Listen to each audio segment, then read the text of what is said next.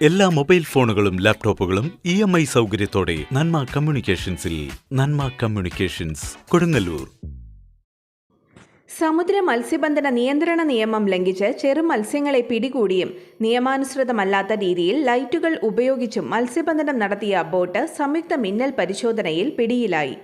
Fisheries, coastal police, marine enforcement സംയുക്ത സംഘം നടത്തിയ പരിശോധനയിലാണ് അനധികൃത മത്സ്യബന്ധനം നടത്തിയ എറണാകുളം പള്ളിപ്പുറം സ്വദേശി ഔസ്റ്റോയുടെ ഉടമസ്ഥതയിലുള്ള വ്യാകുലമാത എന്ന മത്സ്യബന്ധന ബോട്ട് പിടിയിലായത്.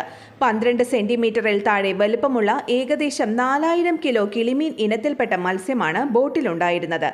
ജില്ലയിലെ തീരക്കടലിലും അഴിമുഖങ്ങളിലും വിവിധ ഹാർബറുകളിലും ഫിഷ് ലാൻഡിംഗ് സെന്ററുകളിലും Azhikode fishery station assistant director MF പോളിന്റെയും അഴീക്കോട് കോസ്റ്റൽ ഇൻസ്പെക്ടർ NA അനൂപിന്റെയും നേതൃത്വത്തിൽ നടത്തിയ പ്രത്യേക കോമ്പിംഗ് ഓപ്പറേഷന്റെ ഭാഗമായാണ് ബോട്ട് പിടിച്ചെടുത്തത്. തൃശൂർ ജില്ലാ ഫിഷറീസ് ഡെപ്യൂട്ടി ഡയറക്ടർ തുടർ നടപടികൾ പൂർത്തീകരിച്ച് 2.5 ലക്ഷം രൂപ പിഴ ഈടാക്കി. ഉപയോഗയോഗ്യമായ 1,51,000 രൂപയുടെ മത്സ്യം ലേലം ചെയ്ത് തുക ട്രഷറിയിൽ അടപ്പിക്കുകയും ചെയ്തു. പിടിച്ചെടുത്ത ചെറുമത്സ്യങ്ങളെ പുറംകടലിൽ ഒഴുക്കിക്കളഞ്ഞു.